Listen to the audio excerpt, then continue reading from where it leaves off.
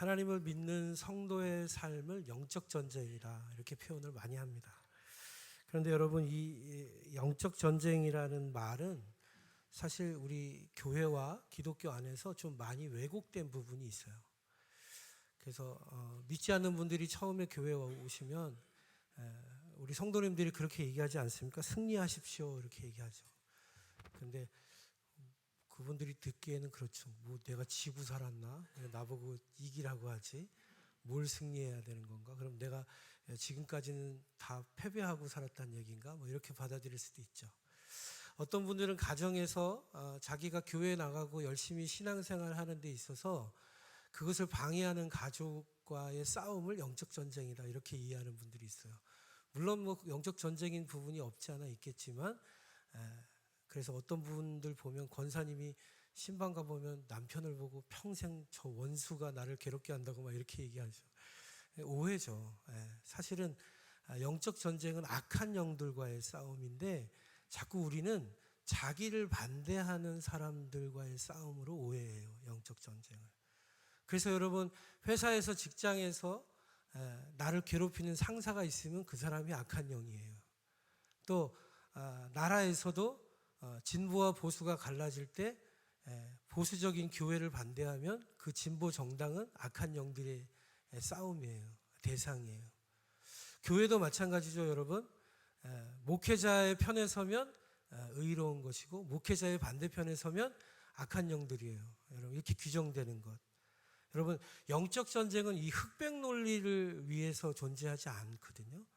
영적 전쟁이라는 것은 보이지 않는 하나님의 영들과 보이지 않는 악한 영들의 싸움이 영적 전쟁이에요.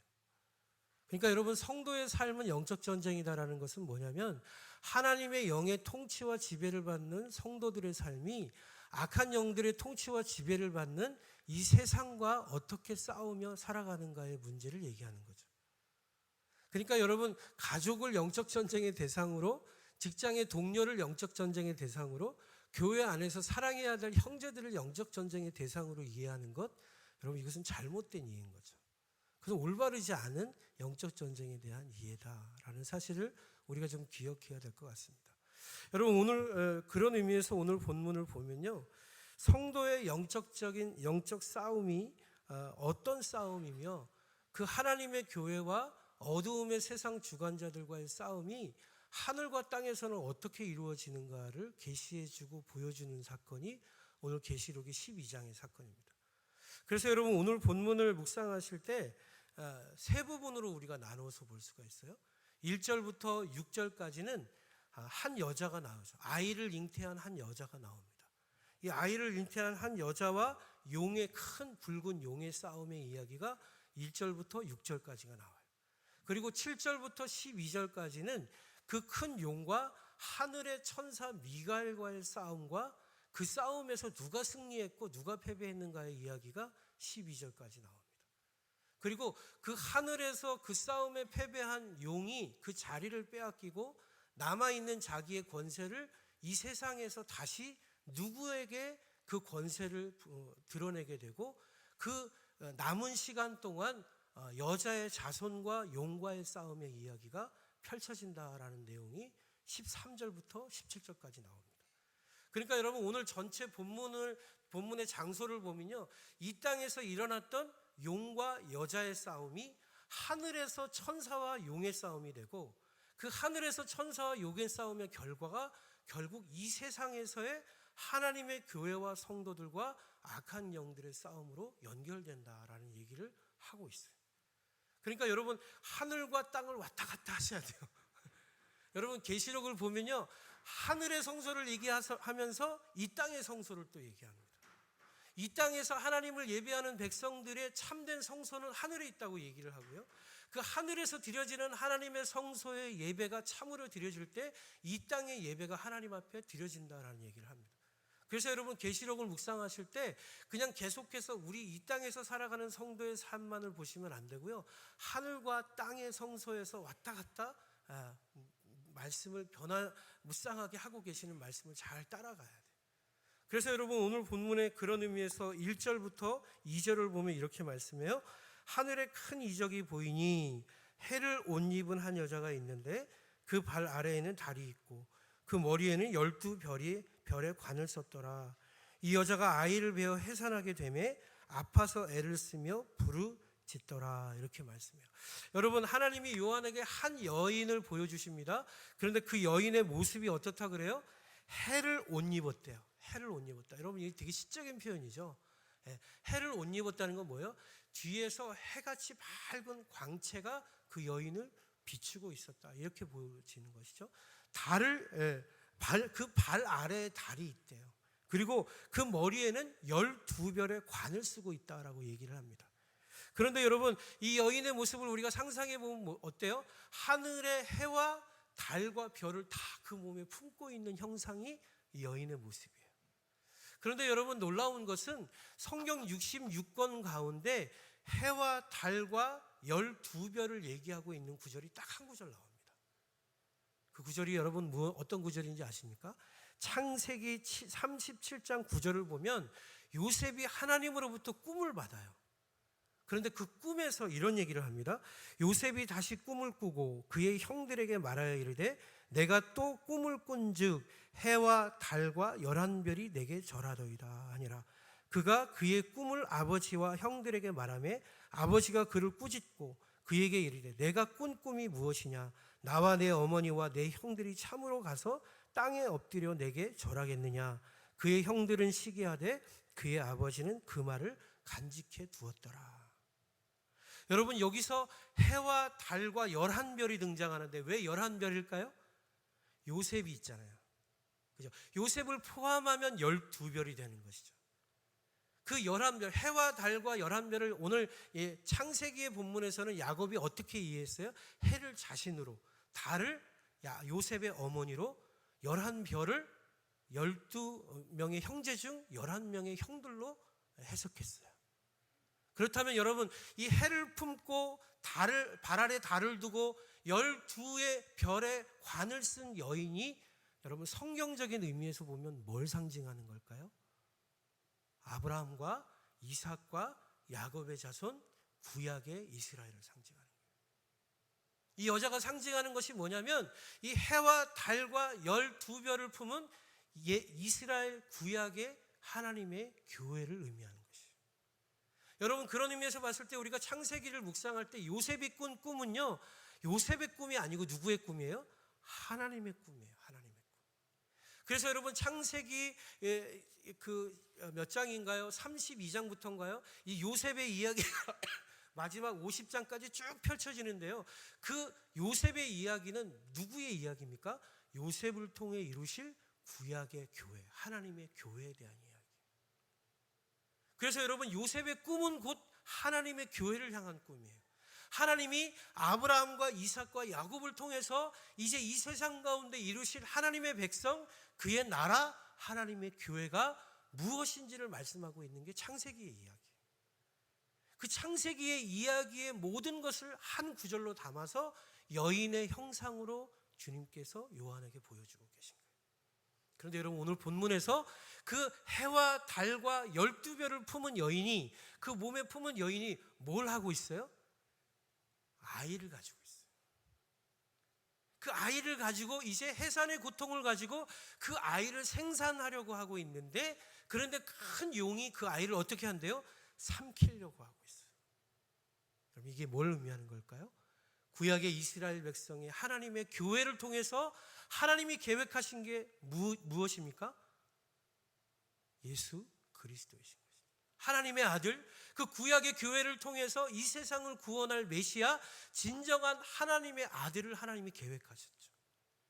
그 아들을 생산하고 태어나게 하는 산고의 고통을 겪고 있는 교회가 구약의 교회인 것이죠.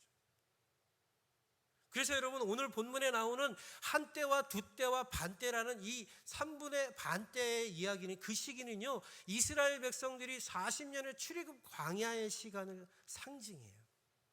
고난의 때, 하나님의 약속의 땅으로 들어가서 젖과 꿀이 흐르는 그 땅에서 하나님의 백성으로 하나님의 나라를 세워갈 이스라엘 백성들의 고난의 길, 고통의 길을, 그 시간을 의미하는 시간.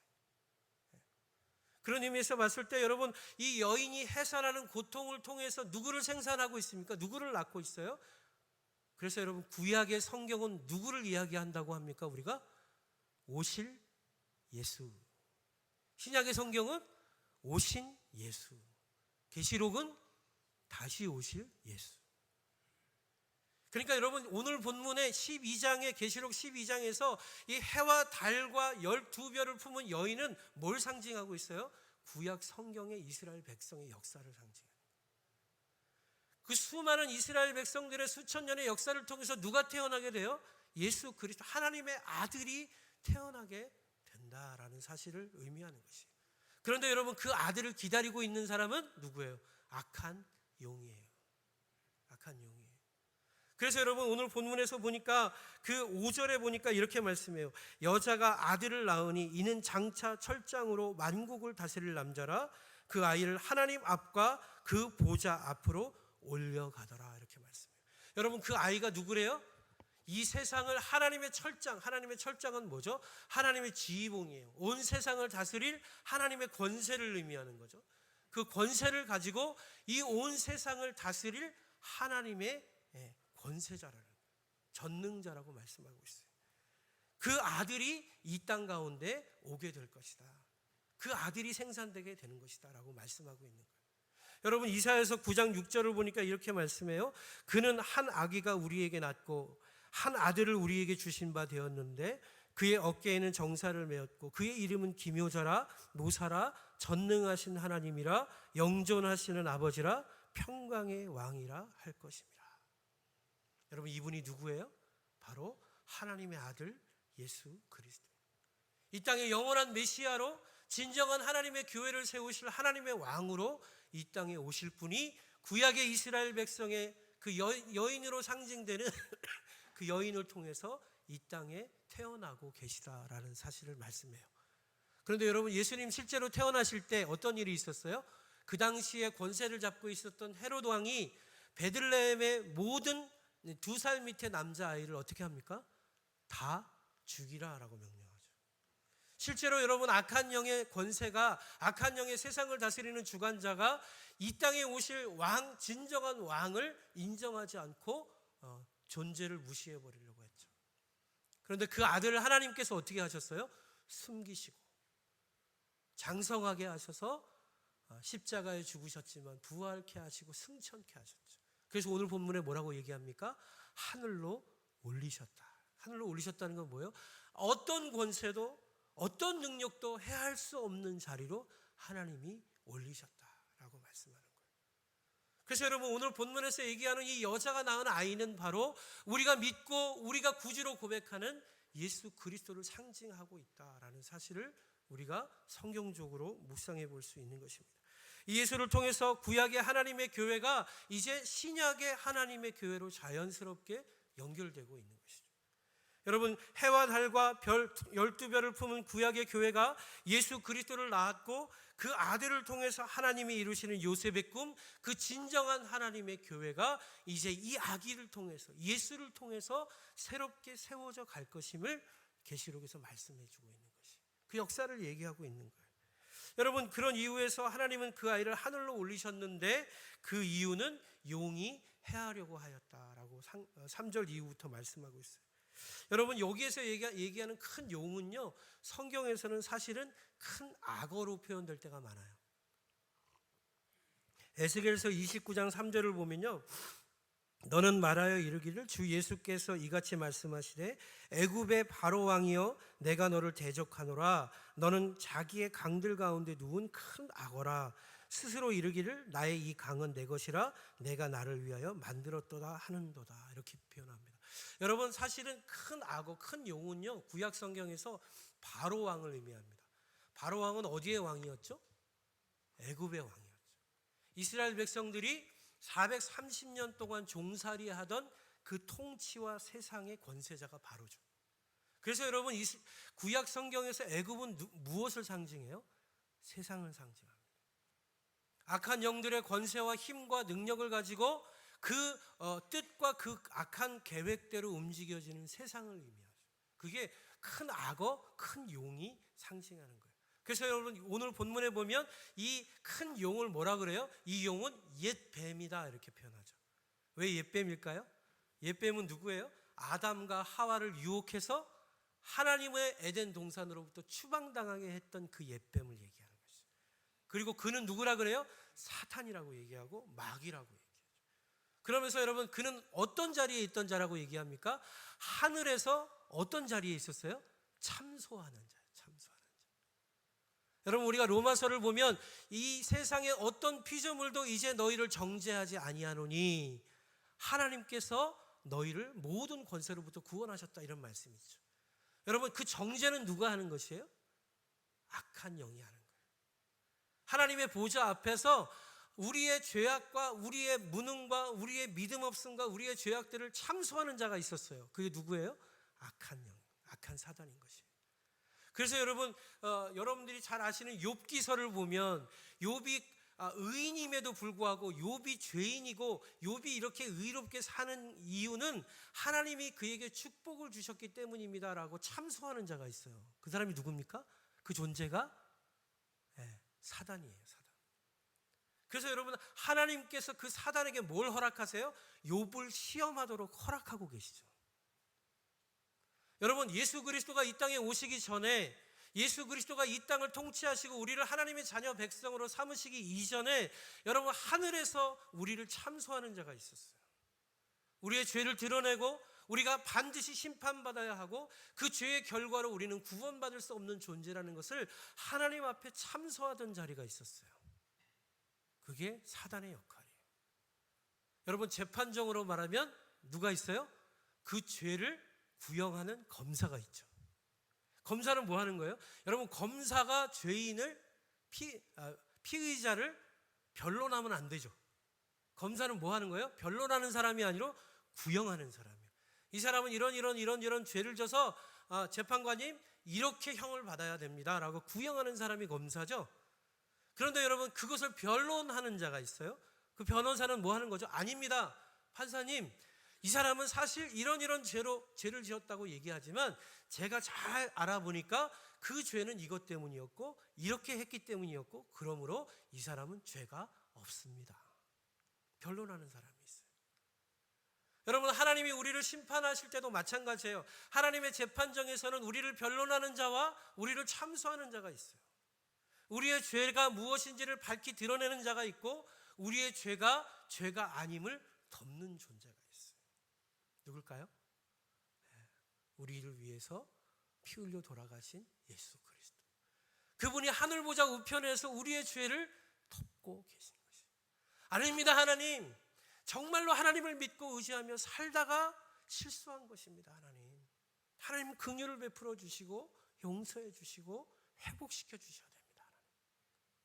악한 사단은 우리를 정죄합니다. 아닙니다. 하나님 이 사람은 하나님을 믿을 수도 있었고 하나님 앞에 더 가까이 갈 수도 있었고 이 사람은 하나님 앞에 더 충성할 수도 있었는데 여기까지만 한 것입니다. 하나님 그러니 이 사람은 심판받아야지 구원받으면 안 됩니다.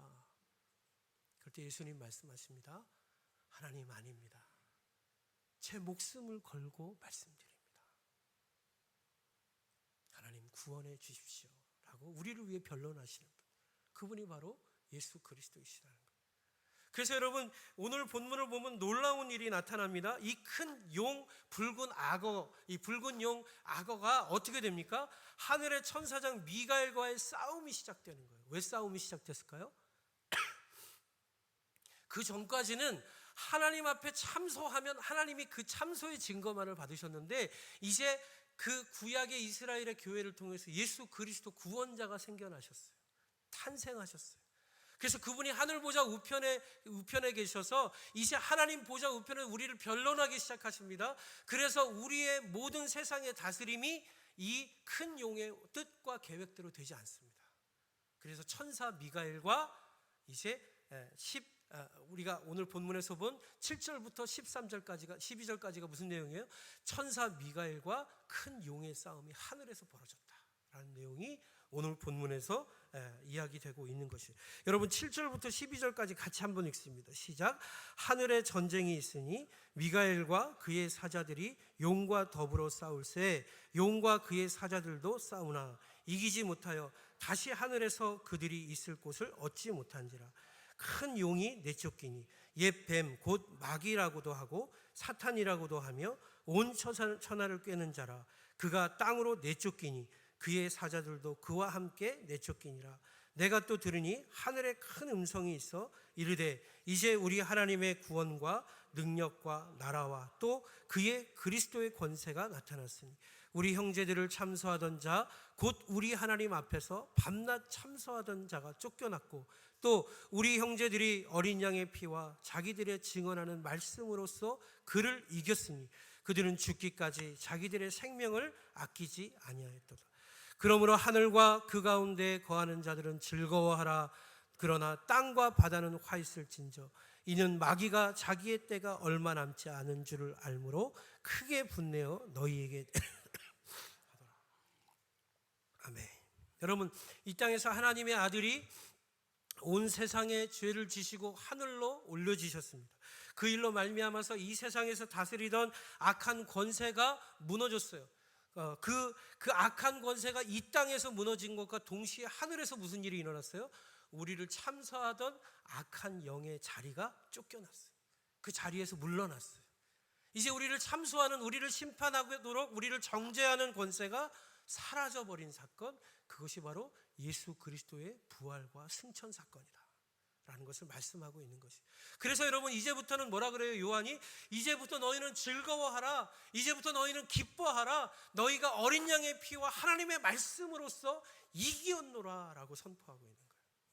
여러분, 이게 별로 감격스럽지 않으신 모양인 것 같은데, 여러분, 이게 얼마나 감격스러운 일입니까? 여러분, 우리가 이길 수 없는 싸움에서 너희가 싸움에 이미 승리하였다라는 그 참된 승리를 선포하고 있는 것이에요. 이제 끝났다. 너희를 참수하던 자가 물러났고 이제는 너희를 참수하는 자가 존재하지 않기에 너희는 하나님 앞에 구원과 칭찬과 면류관만을 받을 것만 남았다. 이것이 선포되고 있는 사건이 하늘에서의 싸움의 승리의 사건인 거예요. 그런데 여러분, 문제는 뭐예요?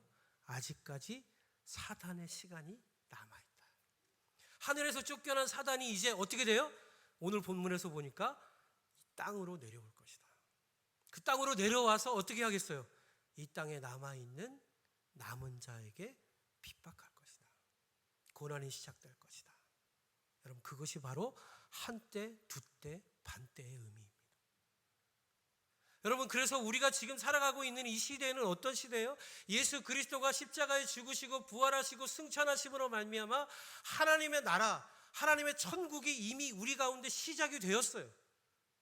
그래서 하나님이 통치하시고 다스리시는 더 이상 참수할 수 없는 하나님의 백성들을 하나님이 거두어 들이고 계십니다. 그러나 여러분, 그 날이 아직까지 완성되지 않았어요. 그래서 이 땅에서 살아가는 성도들에게 뭐가 있는 거예요? 광야의 고난이 있는 것입니다. 여러분, 그래서 오늘 본문에서 얘기하는 이 한때, 두때, 반때는요, 성경에서 계속해서 얘기하고 있는 시간과 일치하는 시간을 가지고 있어요. 여러분, 오늘 본문의 한때, 두때와 반때라는 시간을 성경에서 보면요, 6절을 보면 1260일이라는 시간을 얘기합니다. 이 1260일이라는 시간은요, 11장 1절과 2절에서 성전 밖 마당에 이방인에 의해서 짓밟히는 42달의 기간과 똑같아요. 똑같은 날짜를 의미해요. 그리고 여러분, 11장 3절에서 13절을 보면 두 증인이 나와서 증거의 사역을 감당하는 1260일과 같은 시간을 의미합니다.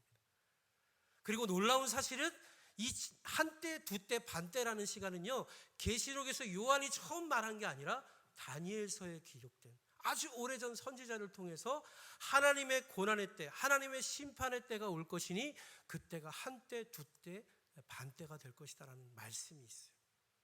그러니까 여러분, 지금 요한은 아무 근거 없이 지금 한때, 두때, 반때를 예언하고 있는 게 아니라 구약의 성경에서 말씀하신 하나님의 약속의 말씀을 근거로 해서 한때, 두때와 반때를 얘기하고 있는 것이고 42달을 얘기하고 있는 것이고 1260일을 얘기하고 있는 거예요.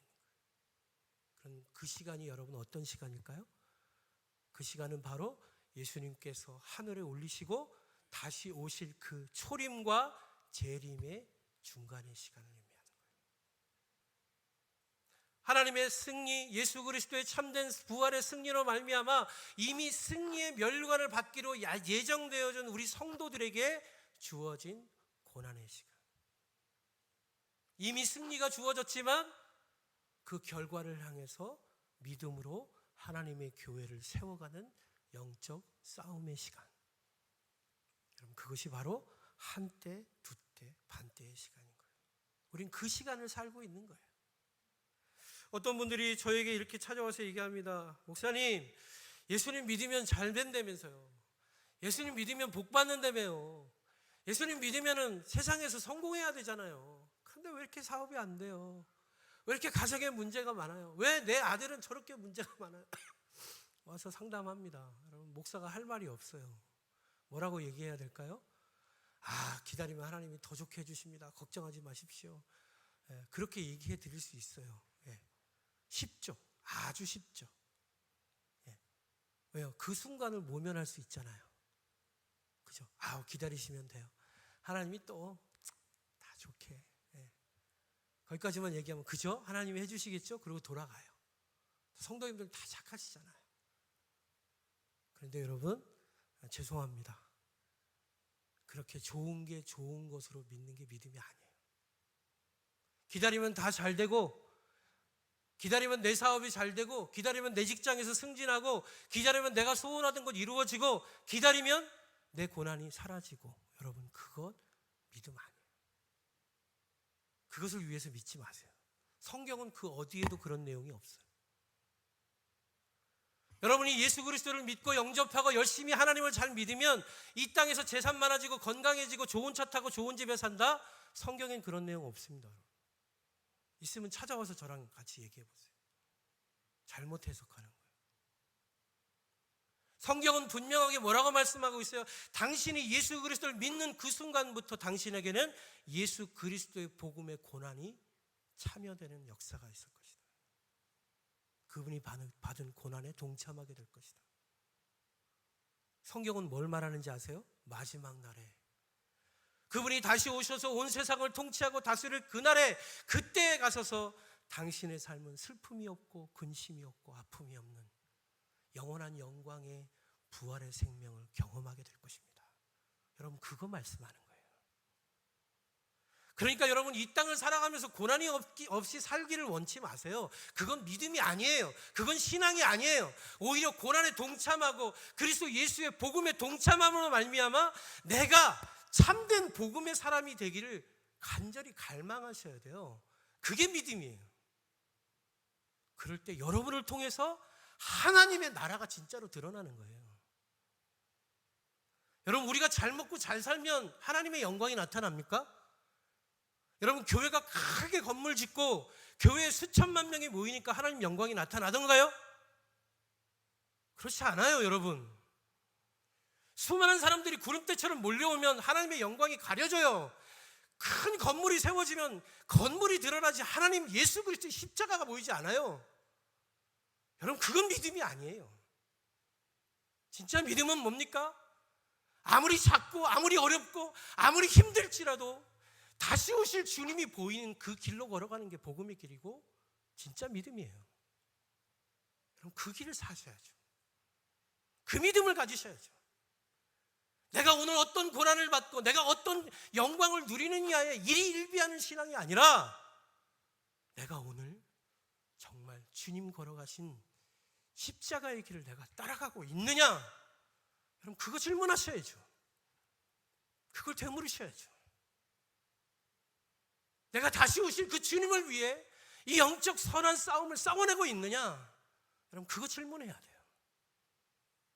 그 싸움을 싸우는 사람은 하나님의 거룩한 성도요, 그 싸움을 싸우지 못하는 존재는 여러분 하나님의 나라, 하나님의 영광과는 전혀 상관없는 존재로 자기를 위해 자기를 살아가는 거예요. 여러분, 영적 싸움이 무엇입니까? 영적 싸움의 실제는요, 나와의 싸움, 나와의 싸움. 우리 집사님 오늘도 눈물로 기도하셨죠. 내가 원하고 내가 기뻐하고 내가 하고 싶었던 그 악한 사단의 유혹에 넘어지고 쓰러지는 저를 용서해 달라고. 여러분, 그게 왜 우리에게 은혜가 되죠? 그게 왜 우리의 눈물을 흘리게 만들죠? 우리가 그런 모습으로 살고 있으니까. 내가 또 한 주간의 삶 속에서 내가 하나님의 뜻대로, 하나님의 이끄시는 대로 살지 못하고 내가 좋은 대로 살다가 쓰러지고 지치고 낭망하고 절망한 모습으로 피 철철 흘리면서 질질 끌고 주님 앞에 나오니까, 그런 모습이 저와 여러분의 모습 아닙니까? 세상의 영광과 세상의 소망과 잘 되고 싶고 떳떳하고 싶고 당당하고 싶은 그 욕망이 나를 지배해서 그 욕망에 휘둘려서 한 주간 동안 그냥 어디로 가는지도 모르고 살다가 주님의 십자가 성전 앞에 오니, 주여, 제가 또 한 주간을 이렇게 살았네요 고백할 수밖에 없는 그런 처절함의 고백이 저와 여러분의 고백 아닙니까? 그런데 여러분, 성경은 오늘 본문에서 뭐라고 말씀하시는지 아세요? 그렇게 싸우는 너희가 교회다라고 말씀하고 있어요. 그렇게 악한 사단의 권세에 짓눌려서 피 흘리고 피 터지고 쓰러지고 낙심하고 절망하지만, 그러나 그 절망스러운 그 몸을 이끌고 주님의 십자가 앞에 다시 나와서 주여 나를 살려주십시오라고 붙드는 너희가 교회고, 너희가 성도고, 너희가 하나님의 자녀다. 너희가 마지막 날에 그 면류관을 받게 될 것이다. 할렐루야. 믿으시기 바랍니다, 여러분. 그래서 여러분, 우리는 오늘의 절망에 절망하는 자가 되면 안 되고요, 마지막 날에 우리가 받을 승리의 면류관으로 기뻐하는 자가 돼요. 오늘 본문에서 주는 핵심적인 메시지가 뭔지 아십니까? 이 싸움은 이미 어떻다? 끝났다. 하늘에서 이미 끝났어요. 하늘에서 끝났어요. 이 용은 졌어요. 이 악한 사단 마귀는 물리쳐졌어요. 떠나갔어요. 이제 더 이상 우리를 참수하지 못해요. 그것을 아는 너희는 오늘의 고난을 견디고 이겨라. 그리고 마지막 날에 영광의 자리에 올라라. 그 주님이 다시 오실 것이다. 너희를 하늘로 올려줄 그 주님께서 그 영광의 나팔을 불면서 너희에게 반드시 올 것이다. 왜? 요한의 계시록을 듣고 있는 요한의 공동체가 엄청난 고난과 핍박 속에 교인들은 흩어져 가고 떠나가고 교회가 깨지고 무너지는 이 엄청난 핍박의 시간 속에 있었거든요. 오늘 이번 주에는 같이 예배를 드렸는데 그 다음 주에는 성도가 보이지 않아요. 왜? 어떻게 됐어? 그랬더니 끌려가서 처참하게 두드려 맞고 결국엔 배교하고 교회를 떠났다는 거예요. 올 수 없다는 거예요. 그렇게 여러분, 우리가 예배드리던 그 성전 안에서, 그 공동체 안에서 한 사람 한 사람 끌려갔어, 죽었어, 순교당했어. 그런 가운데서 여러분, 믿음을 가지고 신앙을 지키고 다시 오실 주님을 기다리는 게 쉬웠을까요? 여러분, 정말로 두려웠을까요? 누가 언제 끌려갈지 몰라요. 누가 언제 어떻게 될지 몰라요. 내일 일을 알 수 없어요. 그런데 여러분, 오늘 예수가 붙들어집니까? 오늘 그 보이지 않는 하나님이 붙들어집니까? 다시 오실 그 주님이 기다려집니까? 여러분, 너무나 힘든 얘기예요. 그런 절망과 고통 속에 있는 하나님의 초대교회 성도들에게 하나님이 계시로 보여주시는 거예요. 이 전쟁은 이미 끝났다. 너희가 싸우는 게 아니고, 이 전쟁의 실제 싸움은 어떻다는 거예요? 하나님과 어둠의 권세와의 싸움이고, 그 싸움에서 이 어둠의 권세는 쫓겨났다. 선포해라, 즐거워해라, 기뻐해라. 그것을 말씀하고 있는 거예요. 그래서 여러분, 오늘 본문의 마지막에, 오늘 본문을 보니까 어떻게 말씀하고 있습니까? 17절에 보니까 이렇게 말씀해요. 용이 여자에게 분노하여 돌아가서 그 여자의 남은 자손 곧 하나님의 계명을 지키며 예수의 증거를 가진 자들과 더불어 싸우려고 바다 모래 위에 서 있더라. 여러분, 이게 무슨 말씀입니까? 창세기 3장 15절을 보면 내가 너로 여자와 원수가 되게 하고 내 후손도 여자의 후손과 원수가 되게 하리니 여자의 후손은 내 머리를 상하게 할 것이요 너는 그의 발꿈치를 상하게 할 것이다 라는 말씀이 응답되고 있다. 이제 싸움이 누구와의 싸움이 됐어요? 용과 여자의 남은 자손과의 싸움이 됐어요. 여자의 남은 자손이 누굴까요? 네, 저와 여러분인 거예요. 마지막 날에 예수 그리스도의 십자가와 부활과 다시 오심을 믿고 아직까지도 그 남은 시간에 마지막까지 발악하며 자기의 권세를 드러내서 악한 영들로 하나님의 백성들을 유혹하고 있는 이 거짓된 악한 영들과의 싸움, 그 싸움에 담대하게 서서 선포하는 것입니다. 이 싸움은 끝났다. 너는 이미 패배하였고 하나님은 반드시 그 승리의 시간을 도래하게 하실 것이다.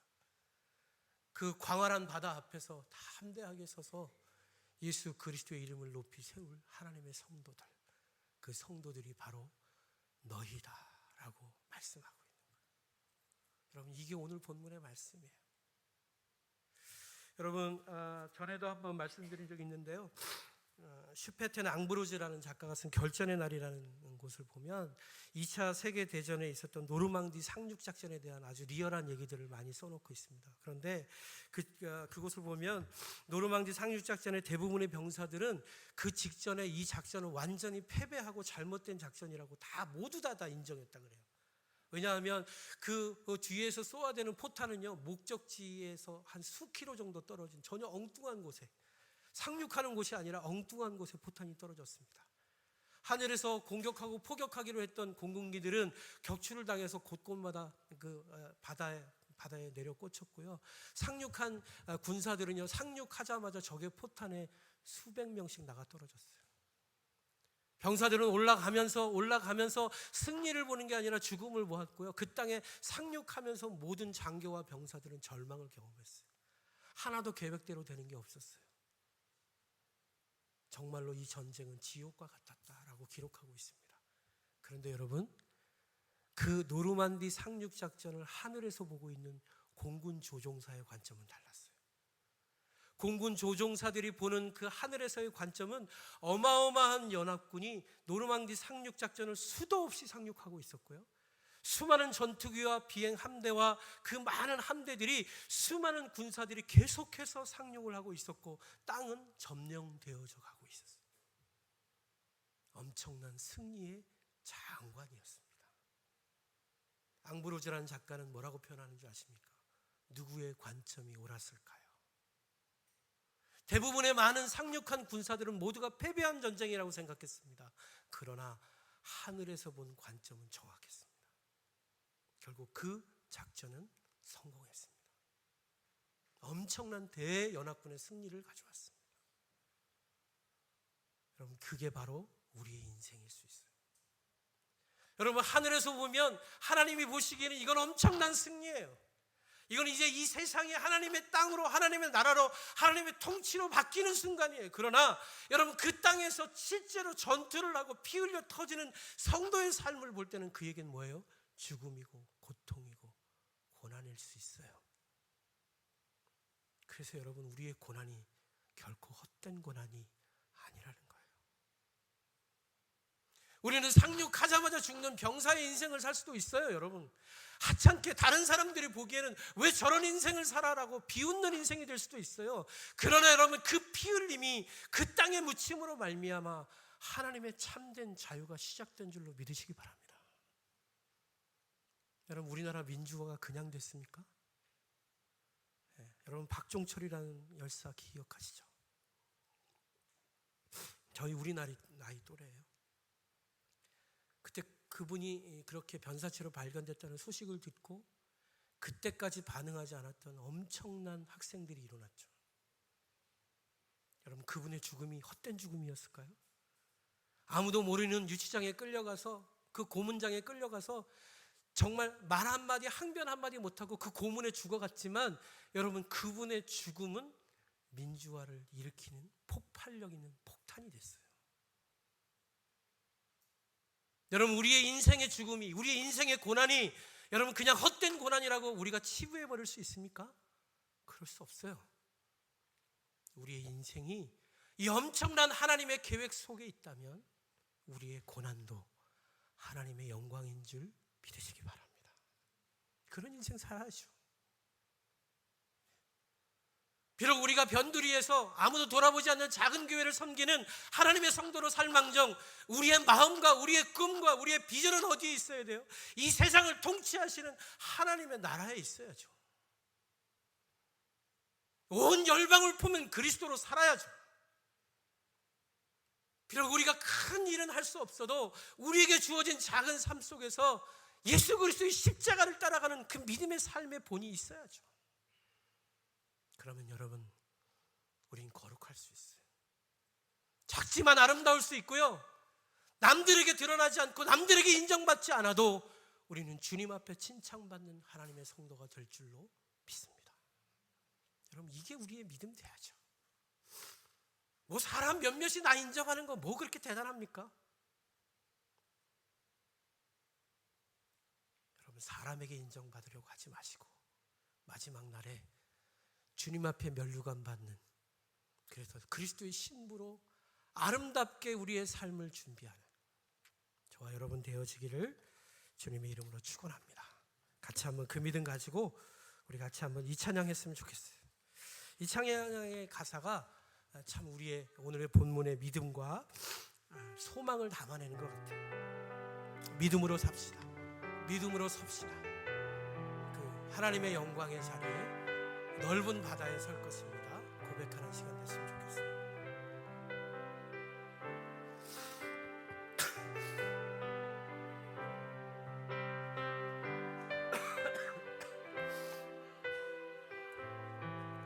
조금만 더 빠르게 찬양합니다.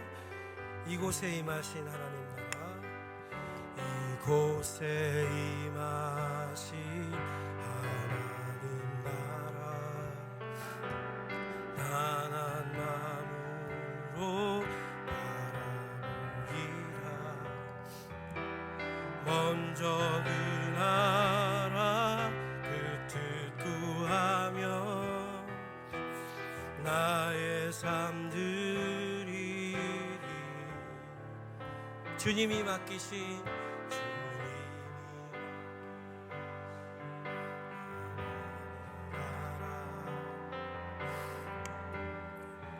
조금만 더 크게 올려주세요. 볼륨을, 피아노 볼륨을.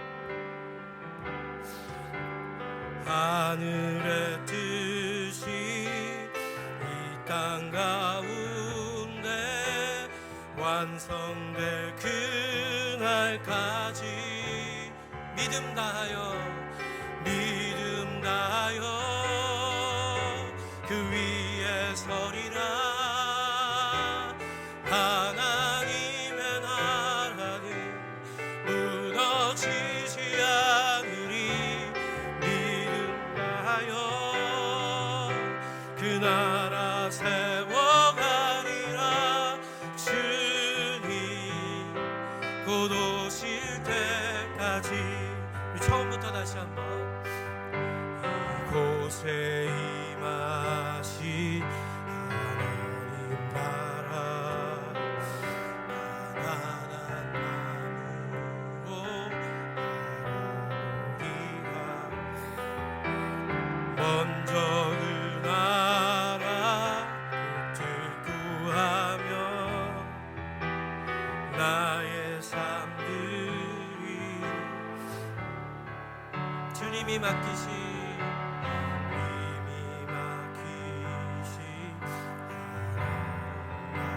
믿음의 눈으로, 믿음의 눈으로 하늘의 뜻이, 하늘의 뜻이 이 땅 가운데 완성될 그날까지. 아멘. 믿음 다하여 그 위에 서리라. 하나님의 나라는 무너지지 않으리. 믿음 다하여 그 나라 세워가리라. 주님 곧 오실. 우리 한 번 더 목소리 높여서 믿음 다하여 그 위에 서리라. 하나님의 나라는 무너지지 않으리. 믿음 다하여 그 나라 세워가리라. 주님 곧 오실. 우리 한 번 더 목소리 높여 찬양합니다. 믿음 다하여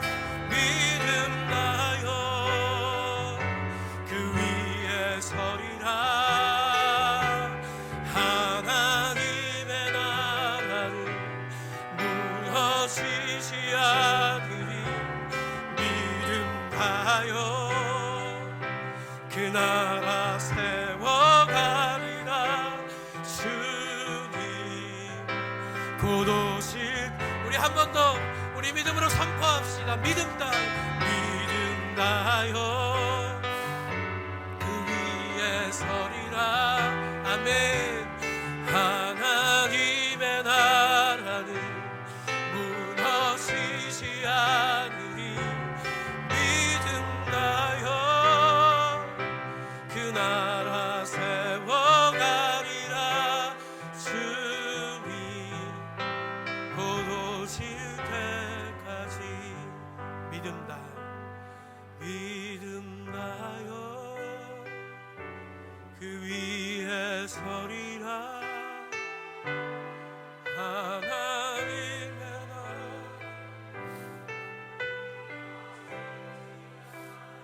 아멘. 믿음 다하여 그 나라 세워가리라. 주님 곧 오실 때까지. 우리 반주해 주시고 같이 한번 기도했으면 좋겠습니다. 여러분, 어떤 분들은 그렇게 얘기합니다. 유럽의 교회가 문 닫고 미국의 교회가 무너져가고 한국의 교회도 그 큰 교회들이 이렇게 무너지는 이 시대에 얼마 지나지 않아 교회가 있겠습니까? 하나님의 교회가 존재하겠습니까? 천부당 만부당한 생각과 말씀. 여러분, 수천 년의 역사 동안 교회는 부패했고 교회는 무너졌고 목회자들은, 성직자들은 다 하나같이 인간의 모습을 드러냈지만 예수 그리스도의 십자가는 무너지지 않았어요. 세상의 어떤 권세도, 세상의 어떤 악한 권세들도 하나님의 교회는 무너뜨리지 못했어요. 그래서 여러분, 수천 년의 역사 동안 하나님의 교회는 이렇게 세워져 왔고 하나님의 교회는 앞으로도 무너지지 않을 것입니다. 하나님이 세워가실 것이고 하나님의 역사를 우리는 보게 될 것이에요. 그 믿음의 교회를 세워가는 하나님의 성도들 우리가 되기를 원합니다. 우리는 작지만 하나님의 건강한 교회, 거룩한 교회, 하나님의 마음에 그 마지막 때의 마음을 시원케 하는 얼음 냉수 같은 하나님의 교회 되기를 원합니다. 그런 교회, 우리 양주수동 교회가 되게 하시고 이 땅의 모든 교회가 그런 하나님의 교회가 되게 하여 주시옵소서. 그런 성도가 되게 하여 주시옵소서. 주님 오실 그날까지 그 믿음을 내려놓지 않고 포기하지 않는 하나님의 성도들 되게 하여 주시옵소서. 우리 다 같이 주님 바라보면서 주여 한번 부르짖고 통성으로 기도하겠습니다. 주여.